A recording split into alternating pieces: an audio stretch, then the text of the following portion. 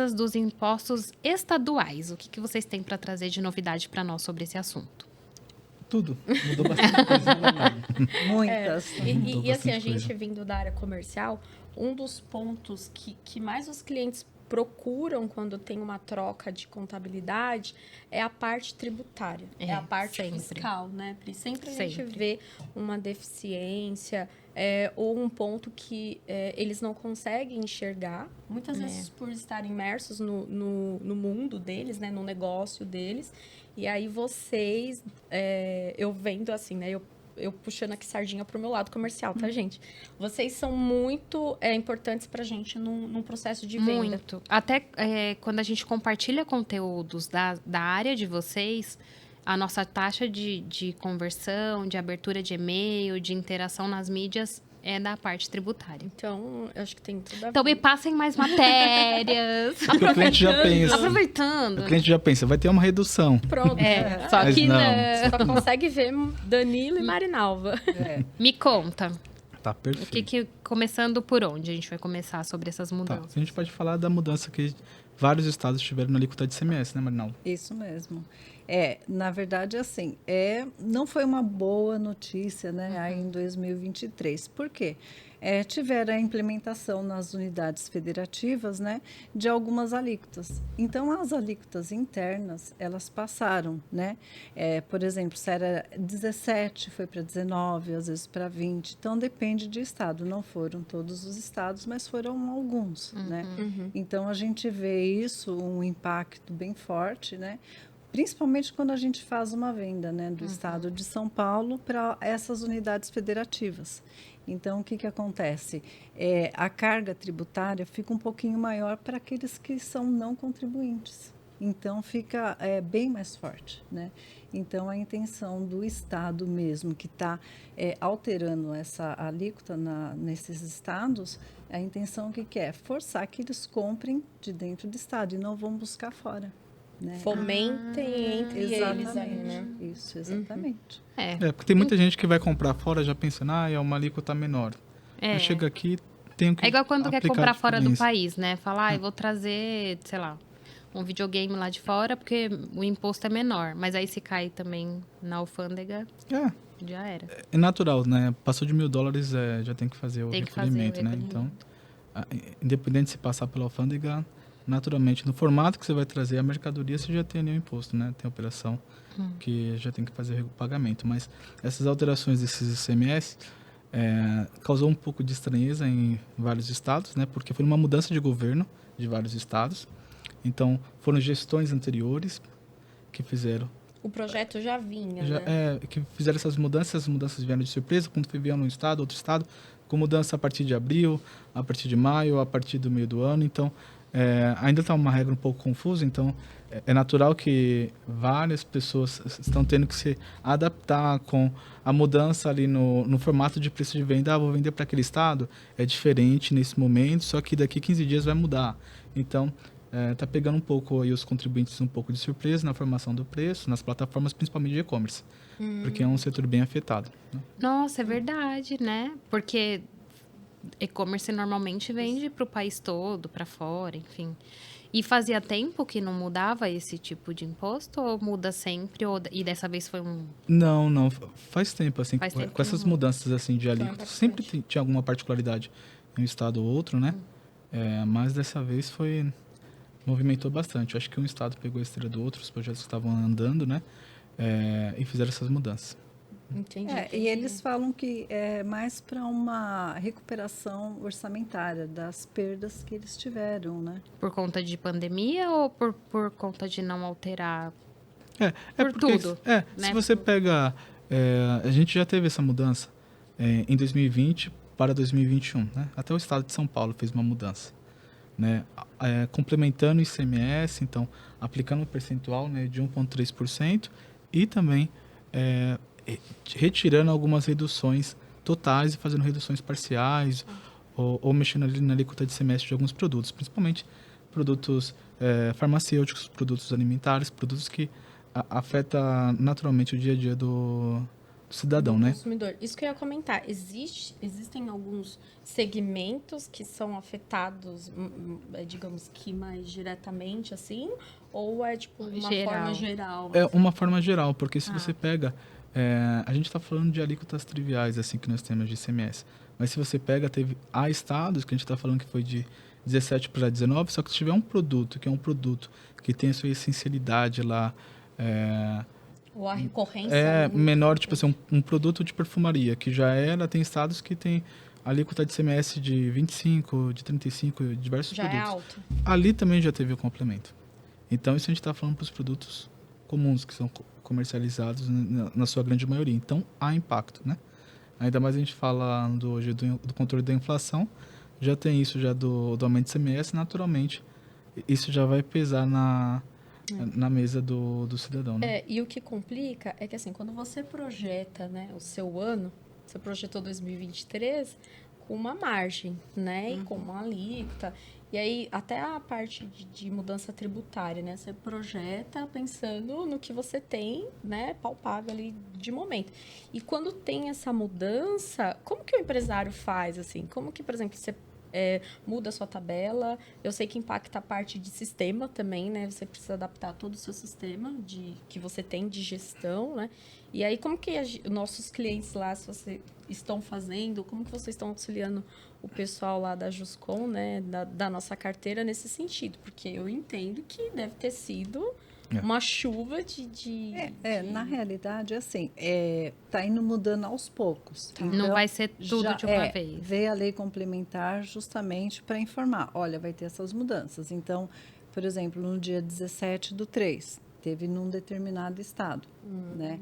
Dia 1/4. Menos mal, né? Menos mal.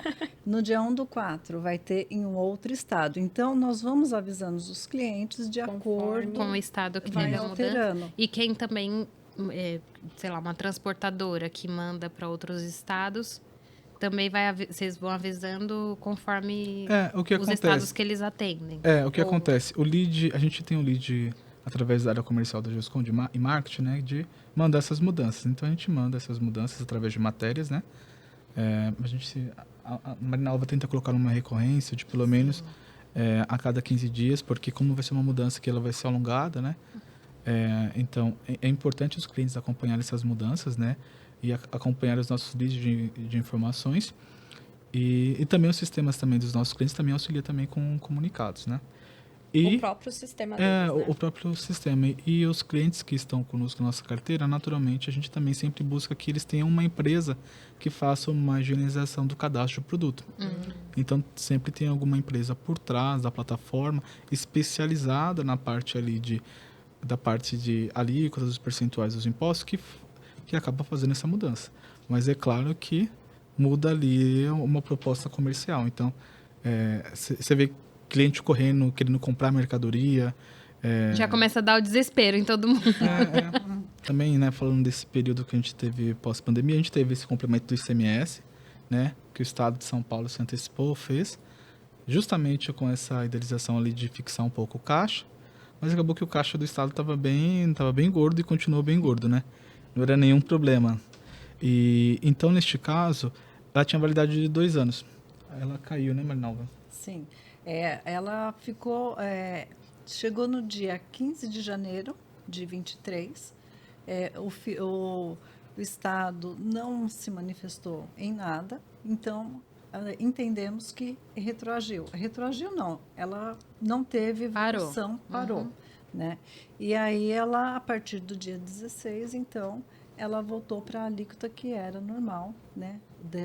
De 2 anos atrás. Então, ou seja, se ela era 13,3%, por exemplo, ela passou para 12%. Então, ela voltou no que era o estado normal. Entendi. Isso mesmo. E aí teve também, naquele período, a ampliação, a retirada de algumas isenções, né? Então, tinham produtos que tinham isenção total, ele colocou uma isenção parcial, ou começou a tributar. Então, também passou esses 2 anos, né?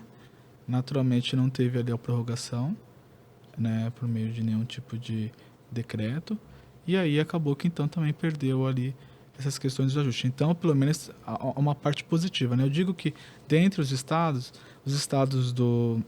do Sudeste, acho que não estão acompanhando muito essas mudanças. Por enquanto, a gente só teve um estado no Sudeste que fez essa alteração de alíquota, né? Então, a gente... o estado de São Paulo acabou tendo um pouco de redução, um pouco na carga, né? Então, você considera um saldo positivo, digamos assim, né? Para o nosso estado, sim, né? Específico para São Paulo. Isso mesmo. Agora, os outros estados, alguns estão acompanhando essas mudanças que acabam tendo esses reflexos. Impacta não tão positivamente assim, né? Sim. Acompanhando esse tema, que é as mudanças estaduais, né? Do mesmo jeito que há estados que estão fazendo mudanças ali com regime especial, importa por aqui que você tem um benefício, traz seu e-commerce para você vender daqui. Mesmo benefício? Crédito ortogado. Ou é só ilusão? ilusão? Porque às vezes eu fico com a impressão que não existe almoço grátis, assim, desculpa o ditado. Mas às vezes dá uma impressão que eles dão de um lado, porém eles acabam absorvendo porque o que acontece? Forma. É muito comum o empresário, meu concorrente falou que está tendo um benefício fiscal. Como a gente ouve isso meu também amigo na parte comercial?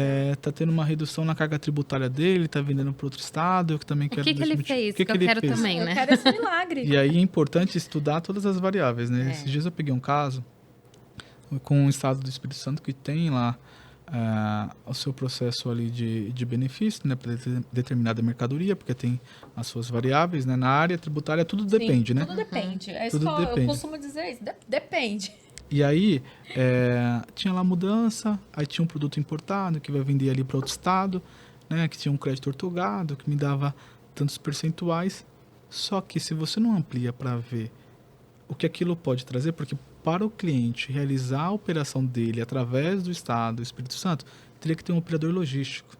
Um operador logístico especializado, ele vai vender a mercadoria lá para o cliente, com espaço físico, com controle de estoque, com sistema, com pessoas. Só que só ali a parte do operador logístico ele já cobra 1,5%. O custo. Aí se você faz a conta, não tinha vale benefício nenhum. Então, Tá vendo? tem que estudar, né? Então, avaliar com o profissional Esmiuçar contábil. tudo que engloba a operação, né? Porque se for pensar só no imposto, talvez seja mais vantajoso, mas tudo que vem, né, por diminuir isso não porque vale a pena. imagina, você tem a Ponta Porã, você tem o estado de Minas Gerais que está tendo vários benefícios, o pessoal está indo lá para a região de distância, tem várias movimentações que estão ocorrendo, né? Cada estado quer uma arrecadação, quer aumentar a arrecadação, né? E acaba que ao final, o empresário vai lá, abre a empresa, quando vai ver que para levar a estrutura para lá tem muita coisa envolvida, a disponibilidade dele, acaba que não vira, né? Então, o retorno é muito pequeno, né? É muito pequeno, então por Até quê? pessoas, né? Dependendo de quem ele tem trabalhando. Se é uma equipe que está há muitos anos para você treinar, o tempo que vai perder, né? Para todo mundo pegar o jeito da empresa. Acho E aí tem que pensar onde que estão seus clientes, onde estão seus fornecedores, a parte logística, né? Infelizmente a gente tem aqui um país grande, né? Só que você vê que há investimento em algumas regiões, então vender através de alguns estados, de alguns municípios, é impossível você fazer até um transporte, porque você não Tem algumas tem... barreiras, né? Então, porque você não tem infraestrutura, então muita coisa que pesa, né? Então tem que fazer um estudo de mercado, avaliar onde estão seus concorrentes, seus fornecedores, a sua equipe, para organizar bem, né? Tem que juntar a parte tributária com todo o planejamento. O planejamento estratégico e o planejamento tributário eles têm que andar juntos. Andam né? juntos, E nem sempre, né, o regime de se enquadra para o outro. Então, ou seja, os benefícios nem sempre são iguais o que vai ser para um e para outro. É verdade. E o problema também que nós identificamos é que o problema é a concorrência, né? Então tem muita empresa vindo para a regularidade, né? Você pensa assim, nossa, o país, o PIB cresceu pouco. E onde que está o reflexo disso, né?